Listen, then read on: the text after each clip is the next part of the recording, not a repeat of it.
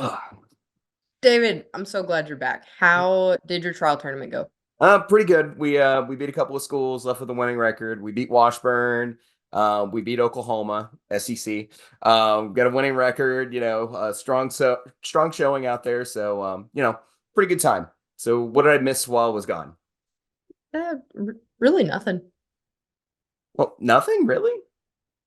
I mean, maybe some points here or there, but it was pretty mild. Oh, okay. Well, like what? What kind of points?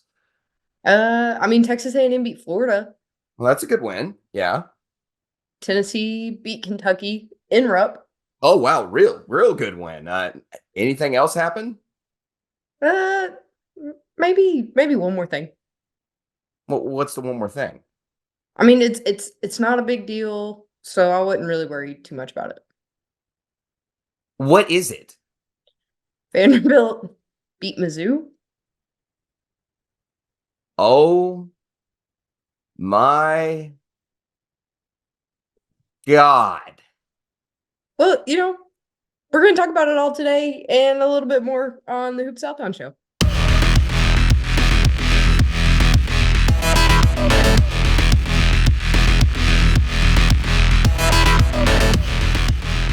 Hey, everybody, welcome into the Hoop Southbound Show. Welcome to another episode. Thank you guys for being here. I know you're probably like, yo, you guys missed last week. What's going on here? Yeah, so as you heard at the beginning, I had my national trial competition with my law school. And so I was gone last week. I was at practice until midnight after class. So needless to say, the show kind of took a step back last week. But, here we are. Maddie's been managing the Twitter while I was out and everything else. So, Maddie, thank you for all your help and everything that you do as well.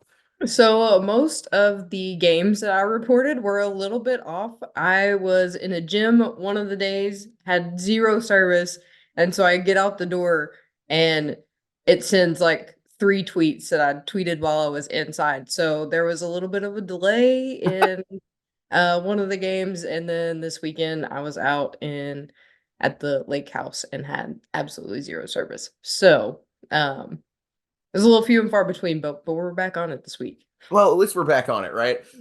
So let's talk about what was obviously the biggest game of the week, and that was Tennessee facing Kentucky in Rupp. Now, initially, we didn't do our game previews, but I did think that Kentucky would beat Tennessee in Rupp. Turned out not to be the case, and Tennessee had a great showing in Rupp. Going on to 16-5 on the season, 6-2 in conference, very much still in the contention to win the conference this season. An amazing performance on the road from Tennessee. Maddie, what were kind of your thoughts on the game? And then we'll go through some of these numbers and box scores that we're seeing. Yeah, so I had Tennessee picked to win this one just because we've talked about kind of the disparity of Kentucky's offense versus their defense. While they usually play a great offensive game and a somewhat mid defensive side of the ball, I thought Tennessee might be able to go in there and handle them, and that is exactly what they did. Especially when you look at the guard spots, Double Z and Triple J, both went off for 26 points. So huge, massive game for the Tennessee backcourt. And I mean, you take a look at it, they started the game out with an 8-0 run on Yeah. the road. That's a little intimidating. So when you got Kentucky not scoring until almost 3 minutes into the game, that's a hard start to come back from. Yeah, and I mean, like Tennessee's got a great defense. Let's admit that there. Kentucky put up 92 points on them. Yeah, Kentucky's got a great offense, but like, yeah, Tennessee getting the job done with pretty much everybody else today. We talk a lot about Dalton Connect on the show, but you just put the two biggest names in the basket right there from this game. Triple J, outstanding game. Ziegler gets 26, connects the third highest scorer, but everybody who started for Tennessee in this game in double digits, and all of them played over 28 minutes plus in this basketball game. It was a great game. A dude grabs a double, 11 rebounds, 11 points, 3 blocks, had a great game.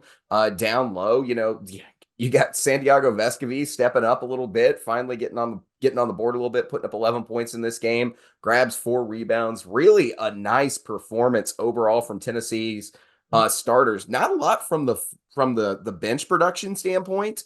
Certainly Kentucky won the bench scoring with Rob Dillingham coming off the bench for 35, but overall, Tennessee really took care of business on this game from a starter standpoint. It was an impressive performance. And again, that ball movement that they have opened up some threes. They hit, 12 3-pointers in this game. That was outstanding. They moved the ball better than Kentucky. They were on the plus side in assists, took the ball more, plus three instead. They had a really good game. If you're going to play a game like that on the road, you're tough to beat anywhere. So, I mean, like, again, this is what we keep coming back with. Tennessee's a dang good basketball team. Like, people do not understand this team's different. Yeah, I mean, especially when you look at it, there's the old adage of defense travels, and Tennessee's defense definitely did. You mentioned Rob Dillingham coming off the bench with 35 points. It's because Tennessee had some lockdown defense in that game, and their starters could not get much going. Um, Dillingham got in there, mixed it up a little bit. Antonio Reeves ended up with 21 points, but still, it was just that Tennessee defense that held them strong and got them the win there.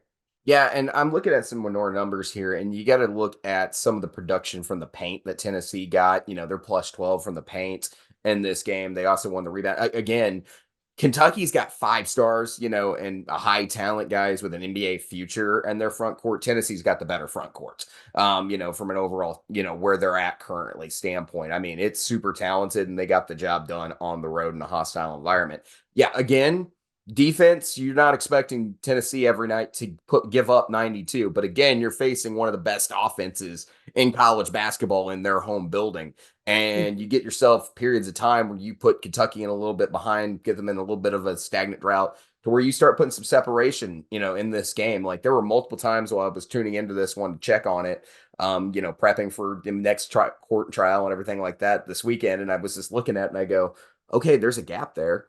Wow, Tennessee's handling business, like just in and out, just constantly. Tennessee had a pretty firm level of control of this game. I don't know if you share the same thoughts. I imagine you watched it just a little bit closer than I did. Yeah, that's when I was out at the lake, had no service, so it was like every 15 minutes I'd get a bar, start looking, "Oh, okay, there's a score." Yep, certainly. And I mean, like the closest this game gets in this one, and like it goes 46-45 Kentucky at the beginning of the second half, and then Tennessee just hits the gas pedal again and just took over in that second half and just took complete control of the game. Super impressive. So Manny, I think this leads to the biggest question. Looking at the net rankings here on Sunday evening, looking at it and where Tennessee currently sits, they sit sixth in the net rankings. They are now 500 in quad one games. They've only lost one quad two basketball game, and everything else, there's no bad losses on their resume. Is it seriously time to consider Tennessee for a 1 seed if you're a bracketologist? We're not bracketologists here. I'm sure when we have one for this month coming in here and catches us up the speed on everything, I'm sure there's a couple who probably have that thought process, but is Tennessee a 1 seed? I mean, it is definitely a battle that I think can be fought, with everybody kinda having upsets, in the last little bit in those top spots. They've had a couple upsets, but not against terrible teams. So I think that could keep them in contention for being a 1 seed, kind of probably like a 4 spot, um, and then a 2 seed at least. Yeah, definitely a 2 seed. They've definitely got a 2 seed in my opinion. But like when you look at like overall their schedule, like the teams that are over them right now, you got Purdue. When you look at strength of schedule, Purdue's number one in the country. They're at 12.6 in their rating. Arizona's 11.6, and Tennessee's right behind them at third with 11.5. They've played a tough schedule all the way through. Alabama's right behind them at 11.4, and they beat Alabama too, who's also above them in the net. Alabama's ahead of Tennessee in the net at fifth. Tennessee sitting at sixth. And again, Alabama metrics really like Alabama. It's not just the overwhelming wins. They do have started to accumulate some quad one wins. So their resume is expanding as time's going on right now. But overall, like metrics are really inflating Alabama in that portion. Tennessee is just everywhere you look at their resume. It is a solid resume. And I totally believe that this team, if they're not a 1 seed come March, it'll be because something happened between here and March. But like, like if we were starting the tournament starting the tournament today, it would just be a coin flip. It would just be by committee giving the, UConn a 1 seed or something like that. You know, that's what it would come down to. UConn's kind of ahead of them in the net. They're ahead of them on Ken Palm. But that's who Tennessee's facing now to get one of those top seeds of the tournament, looking at a 1 seed right now. And like we mentioned, when you have guys like Zakai Ziegler, Gainey, Vescovy getting that one extra bucket for Tennessee on the offensive side, this team changed this year because you have Dalton Connect who can be constant offense for Tennessee. So like this is a different Tennessee team. This is a different Tennessee team, and I really believe they're one of the best in the country. Yeah, for sure. I mean, you mentioned that one extra bucket. We saw Triple J step up a lot more than he has as of late. Santiago Vescovi, a little bit of improvement from what we've seen earlier in the season. So as long as they stay on the track that they're currently headed, I think this has a lot of potential to be, like you said, a number one seed by the time we get to March. And if not, they will be a very, very dangerous 2 seed. Certainly so. Let's talk about Kentucky just for a second, because I think it's important. Coming into this week, Kentucky was down to a 5 seed, according to Joe Lunardi. Take Joe Lunardi as you will. But there was a lot of expectation. Like when we came out of the non-conference into conference play. I remember a lot of Kentucky fans were talking to us and like, man, no, there's no way Kentucky's a 6 seed. Right now, they're probably sitting somewhere around there, that 5 to 6. Like they're just not there. They're not in those tops. They're outside the top 16 seeds, in my opinion, right now. The metrics are good.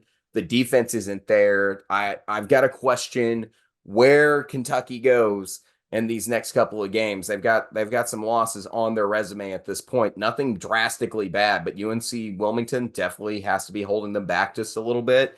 But we're going to get more into their bracketology as time goes on, as we keep getting closer to March. But yeah, Kentucky, all the expectation in the world, but kind of getting scary, wouldn't you say, Maddie? I don't know if I'd quite say scary. I think, But what your expectations are yeah. compared to your expectations. So for my expectations, one of the big things I was worried about coming into the season was the huge amount of freshman talent on the team. Mm-hmm. Don't trust freshmen until they prove that they're going to be consistent contributors on the floor. And we've kind of seen that waver a little bit. Some of these freshmen are doing a fantastic job. I'm not going to take that away from them at No, all. this is a good team. I'm not trying to take anything away. This is a good Kentucky team. Yeah. But if maturity is going to play into some of those votes, Kentucky's going to slide back a little bit. Yeah, I mean, there's going to be mistakes along the way, certainly. Like, and this feels like a lost opportunity at home for Kentucky. They've only got 2 quad 1 wins. Like, let that sink in for a second. As impressive as Kentucky's offensive numbers have been, they only have 2 quad 1 wins. They're 2-4 in quad 1 games. Mm. It's a concern. It's certainly a concern. One of those comes from a neutral site. Miami, I don't believe is quad 1 anymore. I would have to double check where they're at. You know what? I'm going to take a look at this real fast. But it's concerning. This is the same thing we talked about with Auburn. And we're going to talk about Auburn in a minute. But like, where are the wins? Like, you got to get them. Like, you beat North Carolina and you beat Florida on the road. But this week you also lost to Florida at home. So that's a little bit devastating to your record. That's one win that you want. But yeah, you've got losses to Texas A&M, South Carolina, Tennessee now, and Kansas, all in your quad 1s. You got a neutral site win against North Carolina, which is a great win. But that Florida road game is your best. That would not be a quad 1 game if that game was played at home. So, I mean, you got to ask yourself just a little bit, where's Kentucky going to land if they don't start winning some quad 1 games, because it's And getting is important. Gonzaga still going to be a quad 1 for them? That's a good question. Let's check the good old quad matrix here. It will be a quad 1 game. They're 27. So that is going to be a quad 1 game at home, but it's fringe. So possibly even when you beat Gonzaga, they may drop down to a quad 2 after you beat them. It's pretty close. So So that they're losing opportunities for those quad 1s. yeah. It could be So a over scary. the next couple, going into the first couple of weeks here in February, you got Gonzaga, who's kind of sitting on the edge. Auburn in Neville, would be your next quad one opportunity on February 17th. And then Alabama on February 24th. Those are your quad one opportunities. Oh, no, and Mississippi State on the 27th. Those are your quad one opportunities between now and the end of February. You got 3 of them.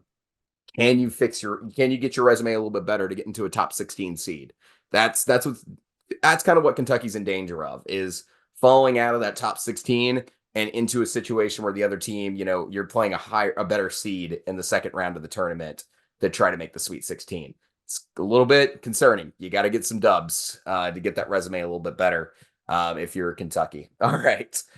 Let's move on. Let's talk about a team that, Maddie, just keeps finding some W's. And the best feel-good story of the season, South Carolina Gamecocks. Maddie, how about South Carolina this week? They go and they beat Tennessee in TBA. That was wild. Just a wild win, beating Tennessee in TBA. And then they turn around and they beat Georgia in Stegman and Athens. What team is this? Listen, How are we? if you not would have insane? told me at the beginning of this year that South Carolina and Auburn would be tied for second Yep. in the standings, and South Carolina having one more win on their total record over Auburn, I would have called you clinically insane and called Avery and said, "Come get your husband. There's something wrong with him." Yeah, your husband has hit their head on the sidewalk clearly before this show. He spent too much time at trial practice. Like, holy cow, South Carolina, look at this. I mean, just break it down for a second. They have 3 quad one wins. That's better than Auburn. That's better than Kentucky. Like, teams that are expecting a chance at a top 16 seed, South Carolina has a better resume than. Oh my goodness, South Carolina. Like, this is insane. This is the team that was picked last. We've talked about it 100 times. We're just all kind of waiting back. Respect them. How are they 38th in the net? It's because the metrics don't like them. But like overall, the wins, you can't deny wins. You can't do it. Yeah. Like, I mean, you got 2 upsets already, one in Kentucky, uh, one against Tennessee. South Carolina's finally starting to let everyone know that they're here. It's not a fluke and they're not going away. Lenardi has South Carolina as a 6 seed right now, like in his latest bracket on February 2nd. So after this weekend, where does South Carolina go now? Do they go 5? Are they in the top 16? Like, what has Lamont Paris done this offseason? Like, Michael Jordan's secret stuff found its way into the locker room. I mean, you have something's going on. I mean, what are your thoughts on South Carolina? Because I got a couple of names in mind that I just got to give some shout out and love to, because like there's some dudes who are playing some great basketball at South Carolina right now. Yeah, I mean, Lamont Paris absolutely working wonders with this team. Brought BJ Mack, we knew he was going to be a good addition to the That team, was but one that we pointed out in the early man season as a is big player. come out of nowhere and is a name that everyone is circling on the board when South Carolina comes to town, because he has done wonders to help Michi Johnson kind of bring this Gamecock team up. Yeah, no, I mean it's great. No, Michi Johnson's been fantastic too. This just a lot of good players, but someone getting a lot of praise from another SEC coach. I think it was Eric Musselman said this name also. Let's talk about Cooper. Just sensational games he's been having for South Carolina. I'm looking at the Tennessee box score here. Talon Cooper played his heart out. 18 points against Tennessee in that game. Played 33 minutes, was 60% from the field, with 4 threes. Like, what a game. Gets to the line twice, hits both his free throws, something I know that you're in love with.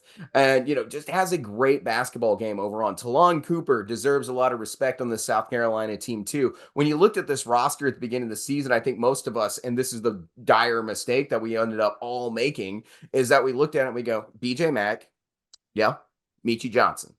That's got to be the guys, right? Mm-hmm. Well, they got Cooper, and then they got Miles Studi. Also, just making contributions on this team. Like, they've got guys who are making contributions.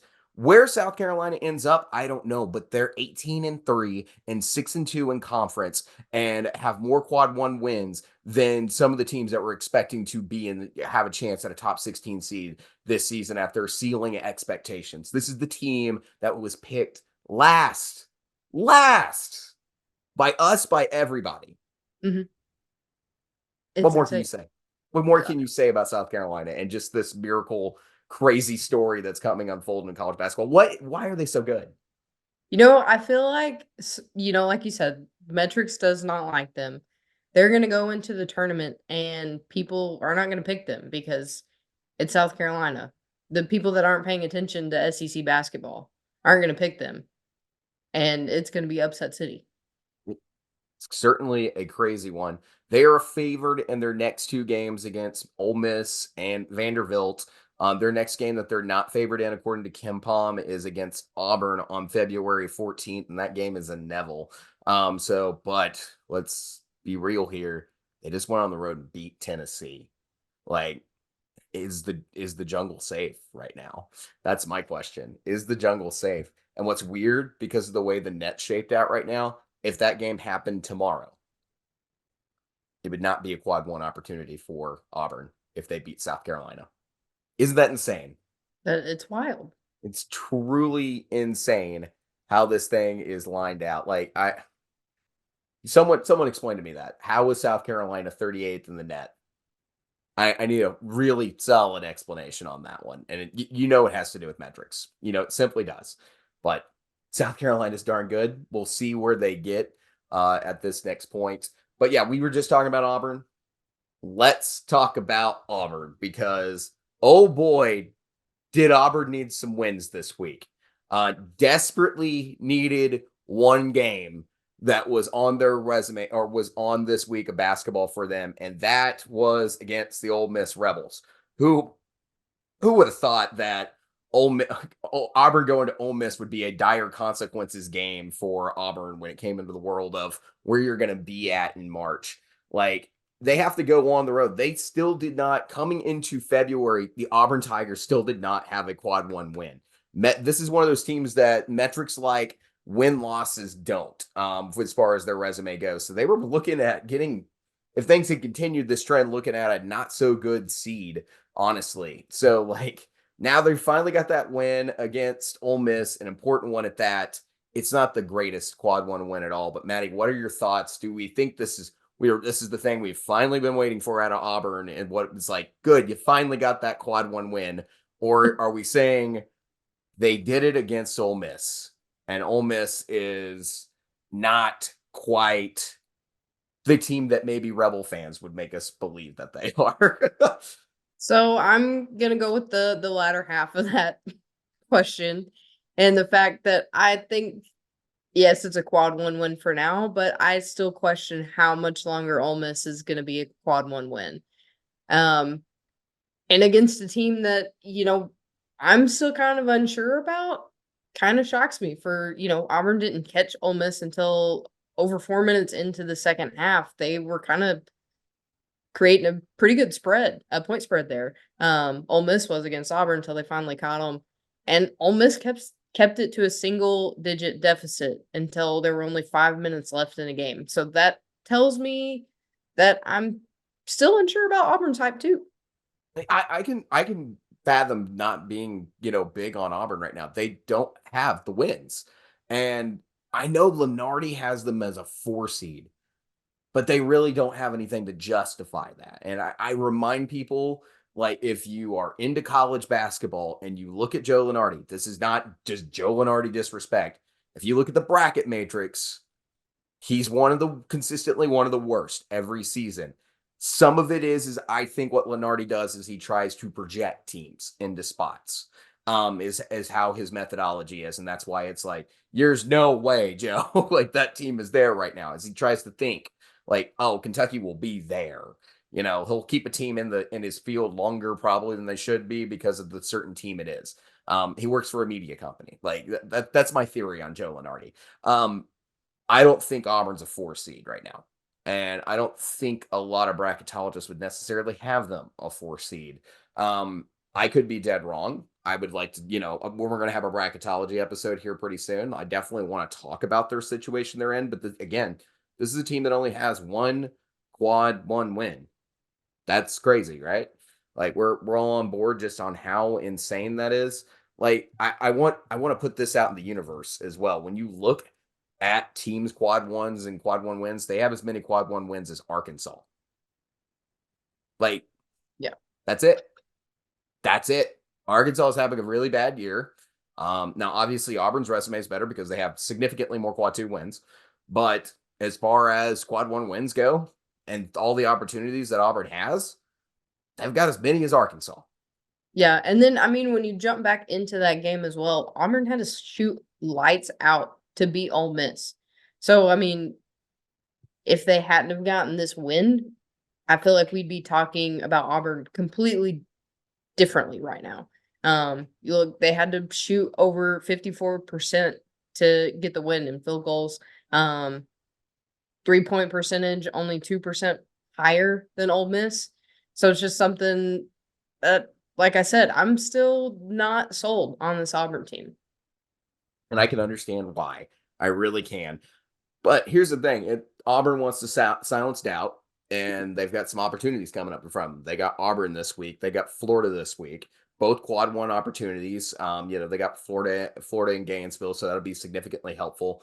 Then we mentioned over the next week they'll have South Carolina, which is a quad two. We'll see how much South Carolina continues to jump up in the net, and then they'll have Kentucky and Neville. And Kentucky's sitting there running that fringe line where it can move down into a quad two, depending on what's happening with Kentucky.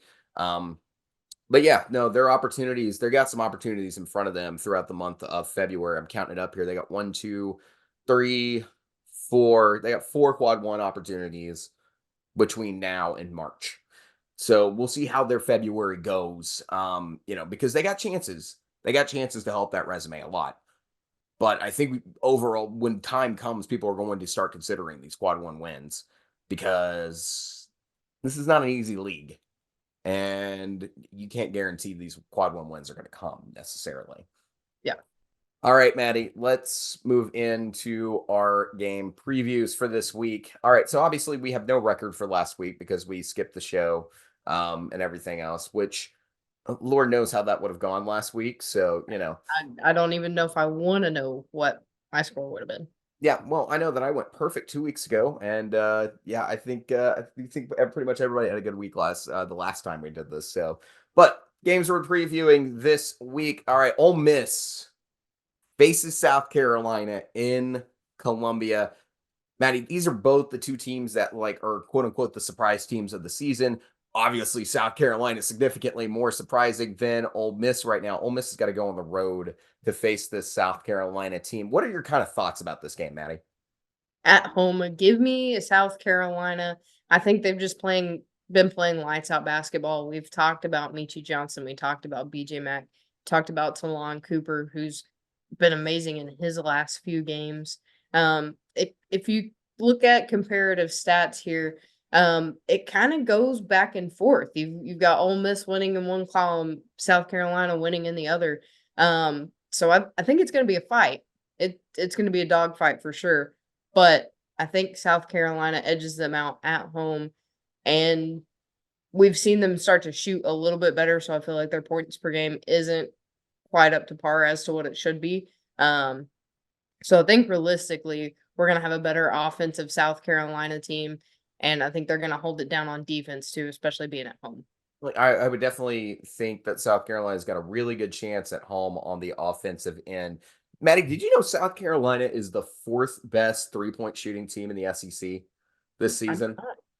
not. They have the fourth most 3-point field goals made per game in the SEC. The teams that are better, Alabama, Kentucky, and Tennessee. South Carolina is sitting with 8.6 per game. They're shooting, they're sensational.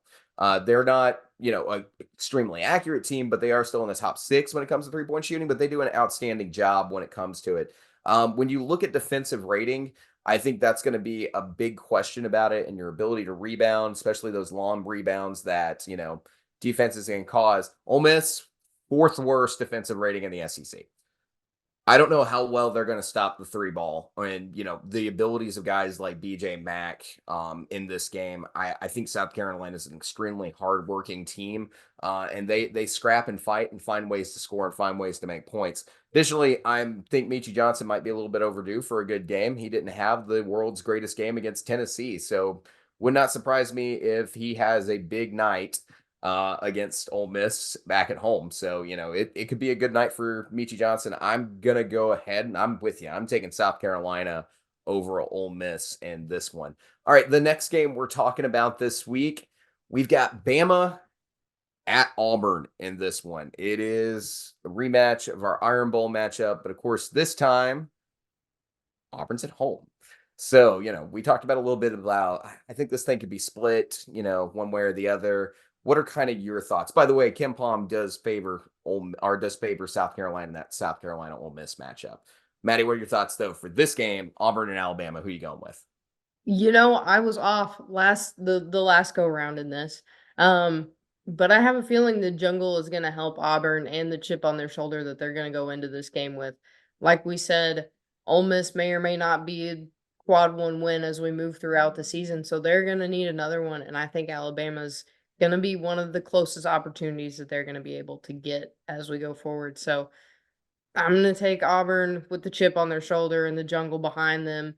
I think they're just gonna beef up the defense a little bit here. Alabama was hot, shot pretty well in that last Iron Bowl game, so I think, you know, probably throw them off being on the road.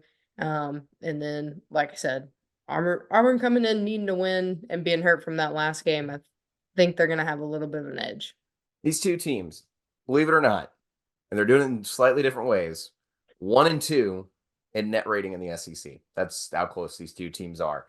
Alabama getting it done with the offense, Auburn doing it a little bit more balanced to create those opportunities. But I will say, Alabama feels like I think they're improving me a little bit every game. But, the 3-point shooting is really what I think is going to be an interesting factor in this game. But to me, I'm going Auburn at home here because, like, I don't think any team plays their rival tougher. Like, you don't play any team harder throughout the course of the season than your rival. In this case, you just lost to your rival and Coleman getting a chance in Neville. I like Auburn to get this one, get their mojo back a little bit, get that quad one win. They just got a big win against Ole Miss. Let's see if that carries over for them.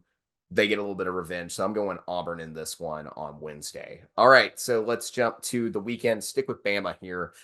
Team that's done pretty darn good. Not really in the tournament conversation yet, but they could be. They could be if they could start getting some wins in there. They're not dead by any means yet. LSU. Bama's going to LSU in Baton Rouge. This is an interesting one. Maddie, what are kind of your initial thoughts on LSU? You know, LSU, kind of a different story, but we picked them as one of the last in the SEC in our preseason, similar to South Carolina. They've come out, they've had a couple of bad losses, but they've gotten some good quality wins too. So I think, they could possibly be a sleeper team if they went out the rest of their games here. But better than anyone expected. I think they are going to struggle against Alabama.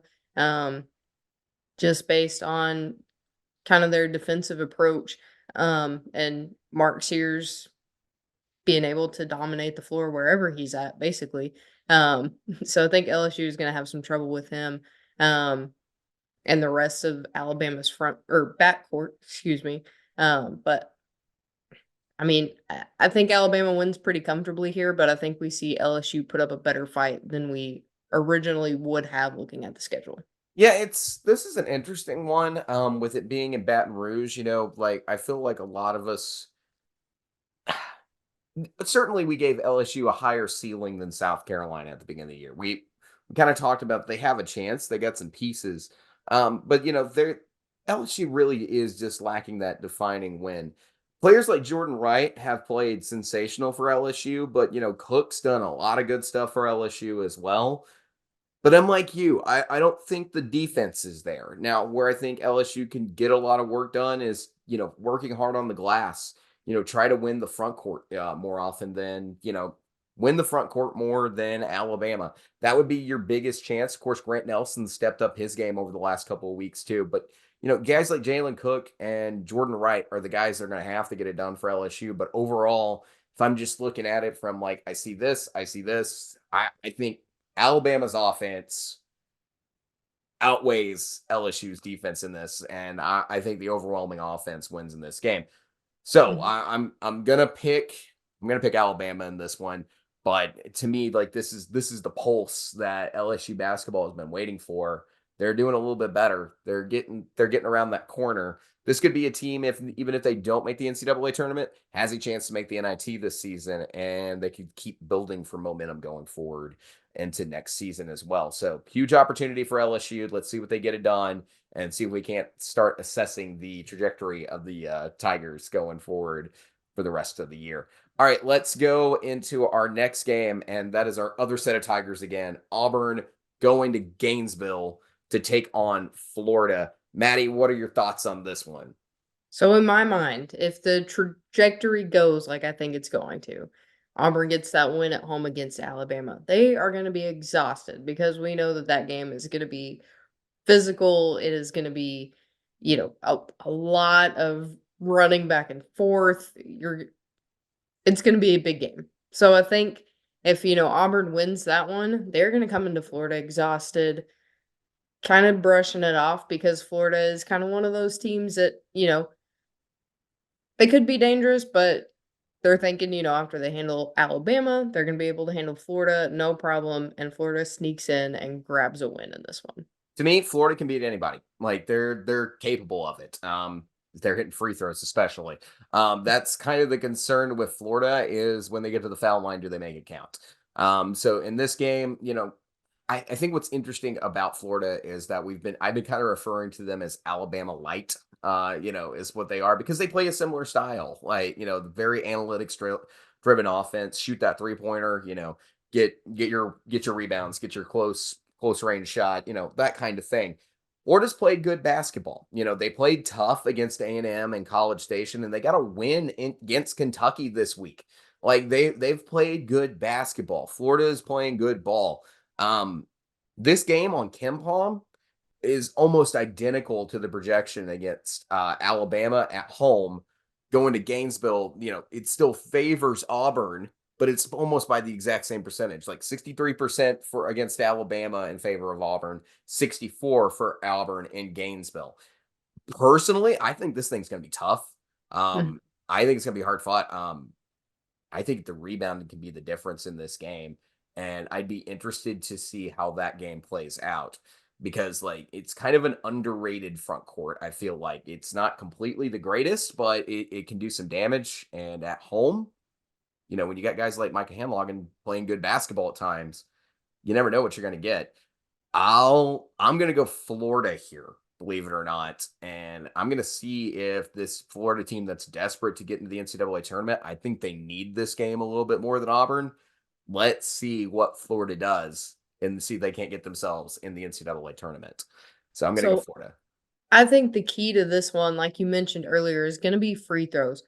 Auburn's front court plays pretty heavy. They play pretty rough. I think they're going to get into some foul trouble here, and we see Florida win it on some free throws. Okay, That's going to be my keys to the game for Auburn. There is that they need to make sure and not foul. not getting to extreme foul trouble would be a good way to go. The more chances you get Florida at the free throw line, the better chance they make free throws. Like eventually, like give them a high volume of free throws. Some of those are going to hit eventually. Like especially give them to guys like Pullen. Pullen's a good free throw shooter on Florida. It's the rest of Yep. the team I have concerns with. But also 3-point shooting. It's another thing that I'm thinking about. You got guys like Richard, who can make those threes for Florida. So like to me, Auburn's going to have to play good defense throughout the entire course of this game, especially around the perimeter. So also additional concern, but I think this is going to be a close basketball game. Favoring the Gators here could be dead wrong. All right, Maddie, we're going to talk about Georgia coming to Fayetteville on Saturday. Like we know as Hog fans, it's just whatever at this point. But you got a chance to get a win. Georgia's on the road. Let's just call it what it is. Who do you got? Can I ask Siri to flip a coin? Because honestly, it depends on what Arkansas team shows up. We've seen the team that beat Purdue in the exhibition game. We've seen the team, that beat Duke. Seen the team that's fought in our last few games. Got that win over Mizzou, and then had a decent game against Kentucky. Sorry, lost my train of thought there. And then fell apart in the game against LSU. So, which one of those teams is coming to this game? And I can tell you who's going to win. Because if it's a team that beat Mizzou, if it's a team that held up a pretty good ball game against Kentucky, I'm going to take Arkansas. But if not, I'm going Georgia. They've been phenomenal as of late. So, fun fact about Arkansas's schedule. They only have 2 games on Ken Palm left this season that they're favored in, and that is Mizzou and Vanderbilt. Now, Arkansas for Georgia and Arkansas for against LSU late in the season sit about 48-47%, depending on the game you're looking at. And LSU and Georgia are both favored by 1 point over Arkansas and Bud Walton. I don't know. That seems like kind of an opportunity to at least do something. It's weird, right? Like, how much fight's left in Arkansas is really the question to me. How much fight's left? I think this team is trying to fight right now. I'm gonna say with the extra rest and the extra time for practice this week, I'm going to take Arkansas over Georgia. They played them well at Stegman. I think Arkansas is playing a little bit better basketball. Like, their offense was better against LSU. They lost, but it was better. And then we saw a much better performance against Missouri. Mekhi Mitchell is playing better basketball for the Hogs right now. I think the starting lineup that, Eric Musselman's kind of tinkering with right now and getting Blocker a little bit more involved in the game plan, I think is going in a positive direction. So, I'm going to take Arkansas home over Georgia on Saturday. I think it's going to be a hard fought game. We'll see what happens, but I'm going to take Arkansas at home over Georgia. You know what? I'm going to go Georgia in hopes that me never picking an Arkansas game right as of late goes well for us. We'll certainly see. All right. The next one we're talking about, Tennessee taking on Texas A&M. Look, Maddie, we can talk about Wade Taylor. We can talk about Boots Radford. We can talk about just, all the ability to rebound by committee that Texas A&M creates. This is a fight on the glass. Like, do you believe me there? Like, this is going to be a fight on the glass every which way. This is the wildest game that I think I could think of. Maddie, what are your thoughts kind of on Tennessee taking on Texas A&M? So I'm thinking this is going to be our final card fight between Dalton Connect and Wade Taylor. I feel like they are going to try and go point for point. Wade Taylor's going to be jacking up wild threes to keep Texas A&M in the game, and Dalton Connect's going to match him. I think it's going to be the battle of the guards here, and I think it's going to be a phenomenal game to watch. I feel like we're going to be watching the 3-point competition at the All-Star game. Yeah, but you got guys like Obaseki, Coleman, like all these guys who get in there and they fight for rebounds for Texas A&M. One of the things Tennessee does really well is getting on that glass and working really hard with their defense. I'm curious, like, what's the game plan for Buzz? Like, you got to figure out how to get Wade Taylor as many opportunities as possible because, like, Tennessee's defense to me is vastly superior to Texas A&M's defense. Mhm. But Wade Taylor is a dang good basketball player who is not going to walk away from a game without some points. So like that is the thing with this Texas A&M team. So how many points can Wade Taylor get in this basketball game? I'm with that. Dalton Connect to me, yeah, I'm like you. I think this is the conversation for who's going to be SEC Player of the Year, Dalton Connect or Wade Taylor. Like this is going to be a fight. This is going to be an interesting one. We'll see how it goes. I think that's. I mean, no two players on their team have been more impactful for teams that are trying to fight their way into the tournament and get where they're trying to go. So I think that is the selling point of this matchup is Wade Taylor and Dalton Connect. So yeah, I'm with you. So College Station's where this game's at. Who are you going with? Oh man, this one is, my nail biter of the week, almost like my flip a coin, but this one not as sarcastic. Um, the only reason I'm having such a hard struggle with this is because Texas A&M is at home. They do have a great home court advantage. I think that would be, obviously a major win, for them in They need this kind win. of the struggling state that they're in right now. Yeah. Um, let that you convinced me. Let's go Texas A&M because they need it. They're gonna be feisty, and I think they're gonna get the upset over Tennessee. Okay, so that's a good pick. I think it's a fun pick. Certainly a fun pick. No, Texas A&M needs this win. They need this win. They got it at home. This is a huge chance to get a quad one win to help their resume and secure them in the tournament. So like a huge chance. The thing is, Tennessee's not lost a back-to-back game since November. Now they have LSU coming up next, but then they follow Texas A&M. Overall, I'm not suspecting like a loss to LSU at home, for the Falls, but like honestly, Tennessee went the entire month of December without a loss. They have two losses in January, and what last loss was against South Carolina on the 30th. These are some pretty long streaks that Tennessee's put together, and they've played well. I'm gonna just kind of take this for a second and just appreciate the fact that this is gonna be a sensational game. I might even go wilder in my thought process here. Uh-oh, I don't think Tennessee is going to lose a game until they face Alabama on March 2nd. that's bold, David. I really believe that. We wanna put a bet on this. And that would be interesting, right? I don't think Tennessee's going to lose a game until March 2nd. One second. Look at the Okay. schedule they got ahead. They got LSU, Texas A&M, Arkansas, Vanderbilt, Missouri, Texas A&M, Auburn. It's interesting, right? This is interesting. I'm gonna go ahead and I'm taking Tennessee in this game, and I think they're about to go on a streak for a while, and they're gonna make their claim for that one seed. I think that Kentucky win was a season defining win. So I'm gonna take Tennessee, and I'm probably gonna be picking Tennessee for a while.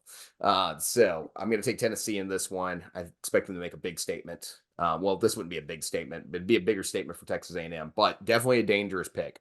Definitely a dangerous pick for me, especially that winning streak prediction for Tennessee because Texas I A&M. think after the show, we need to put up a poll and pick what happens if Tennessee loses before then.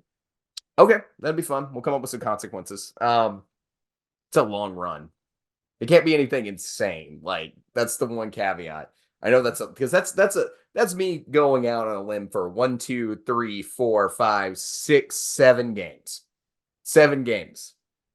I mean, I feel like there's got to be like, like we need to do like consequences, and each tier it's a little bit less. Like the sooner the loss, the bigger the issue. Like, so we'll figure something out. It'll be fun.